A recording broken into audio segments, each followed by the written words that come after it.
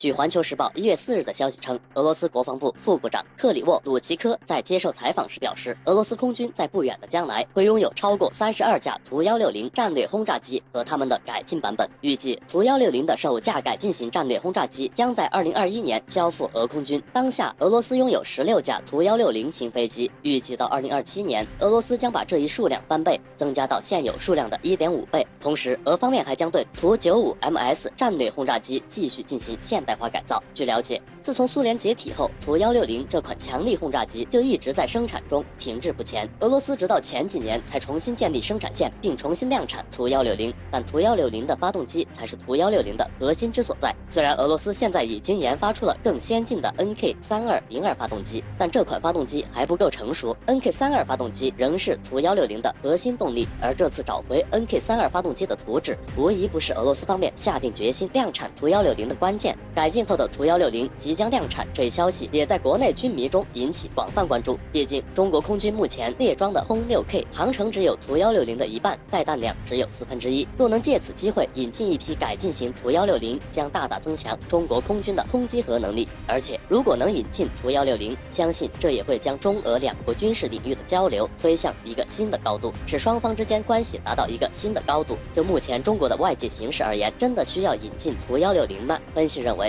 单从中国空军可能面对的战场环境来看，图160这种无隐身能力远程战略轰炸机其实并不太适合中国引进。要知道，图160目前并不是没有缺点的，自问世至今，图160的超音速突防模式中都还没有经过实战检验，而且有较大概率已经成为一种比较落后的突防模式。所以从这个意义上说，图160战略轰炸机也不太适合中国空军的作战环境，中国空军其实没有引进的必要。那么哪怕是俄空军改进型图160轰炸机即将交付，通俗点来讲的话，中国为什么不需要图160？是因为中国空军未来在西太平洋预设战区所面对的战场形势，其实更像是加强版的美西海岸，弱化版的苏联内陆。海区有美军的前沿阵地，存在着机场、雷达站和地导部队。如果想用图160超音速巡航进行突袭的话，能不能突破美军的航空封锁线，其实是有待商榷的。而俄罗斯之所以还要继续对这架老式轰炸机进行升级和改造，也是一个无奈的举动。毕竟在面对日渐凶残的北约时，俄罗斯方面不得不拿出更多的战略武器来重塑核威慑力。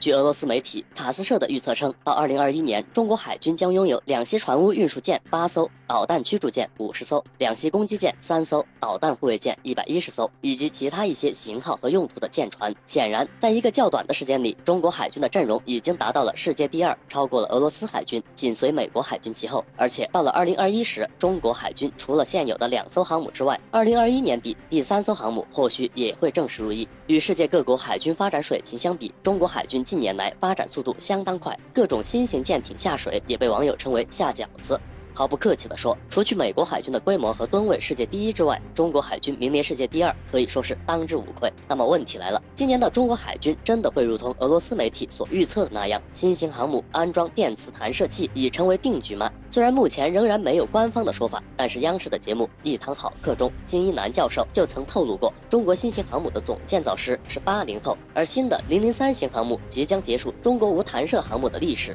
另外，我们还可以追溯到2018年中船重工公布的一张航空母舰编队图中可以看出，新型航母舰满载排水量将达到8万吨。配备3个电磁弹射器。就舰载机而言，新型航母将搭载最新的第4代隐形舰载机和歼15弹射型机群。另外，固定翼舰载预警机也将很快用于新型航母的甲板。但要警惕的是，尽管中国的电磁弹射技术已经成熟，但航母的最主要武器还是舰载机。未来美国的舰载机将以5代机 F-35为主力，与中国的舰载机相比，在实力上歼15仍有一定差距，还需要一段时间才能迎头赶上。而且除了舰载机美国是世界前列之外，其他的例如固定翼舰载预警机、固定翼舰载运输机和各种类型的直升飞机，中国也是有着一些差距的。虽然从俄罗斯媒体报道中，我们不难看出中国海军在新的一年里继续保持着高速发展，但与美国稍微一对比之后，不难发现差距还是存在的。而且让人疑惑的是，中国海军的发展速度，俄罗斯人应该是同样感到高兴才对，但为何俄罗斯网友却认为我们不该为此高兴，俄罗斯应该颤抖？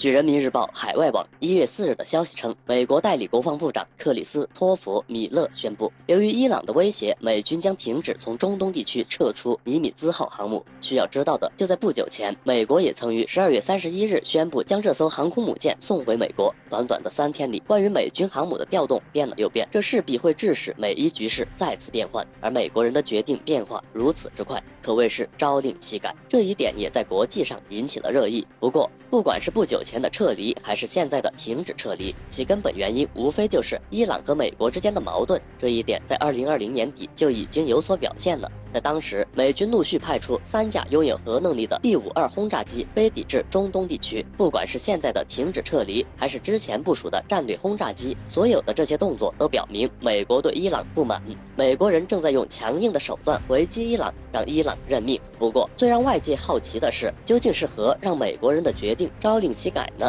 毕竟明眼人都知道，答案绝对不是美代理防长米勒所说的那样，因为伊朗方面近期对美任3军统帅和美国其他官员发出了威胁，受到威胁那应该加强保护才对，停止撤退算怎么一回事？由此其实也不难看出，这恐怕又是一次美国自己试图与伊朗开战的行动呢。因为米勒给出的解释可谓漏洞百出，并没有指明究竟是哪位伊朗领导人向美现任3军统帅和美国官员发出了威胁，所以有外界解读认为，此次美航母的停止撤退是显示在为最后决战做准备。而且就目前的情况而言，美国和伊朗似乎拿反了剧本。在苏莱曼尼遇刺1周年之际，按理来说应该是伊朗群情激愤地寻找美国麻烦，找到现任的3军统帅进行报复。然而令美国没有想到的是，伊朗会这样沉寂下去。要知道，之前还在休假的现任3军统帅，为了防止伊朗在苏莱曼尼遇刺1周年的纪念日对自己进行报复，已经提前结束了休假，返回白宫。但就现在看来，所谓的第3次海湾战争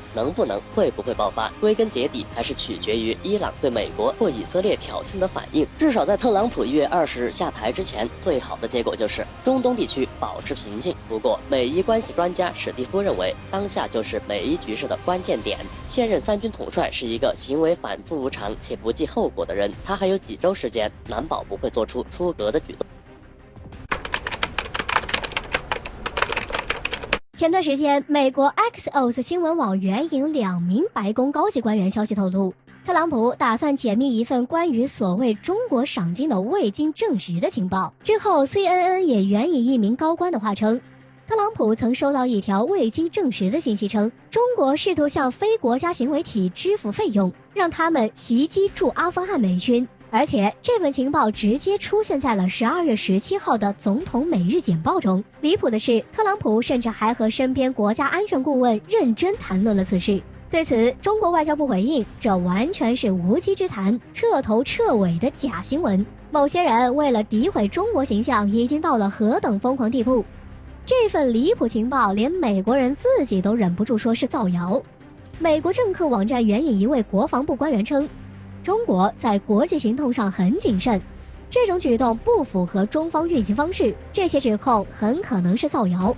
纽约时报也承认，美国情报机构收集大量信息，很多被证明是错误的或有误导性的。此外，今日俄罗斯也指出一个能被好莱坞翻拍的故事，只不过和之前不同，这次的反派不是俄罗斯，不是伊朗，竟然是中国。就在美国人都出来灭火之际，澳大利亚议员却看热闹不嫌事儿大。在跟随美国对抗中国政策下，中澳关系恶化到冰点。对此，澳大利亚自由党籍参议员、前陆军少将吉姆·莫兰表示，中国大陆几乎每周都要进入台海，中国大陆做战争准备，美国也做好了战争准备。形势急转直下，我们也必须为最坏的情况做好准备。他之前也曾煽动称，除了全面战争，没什么能把中国军队从被他们加强军事部署的岛屿逐出。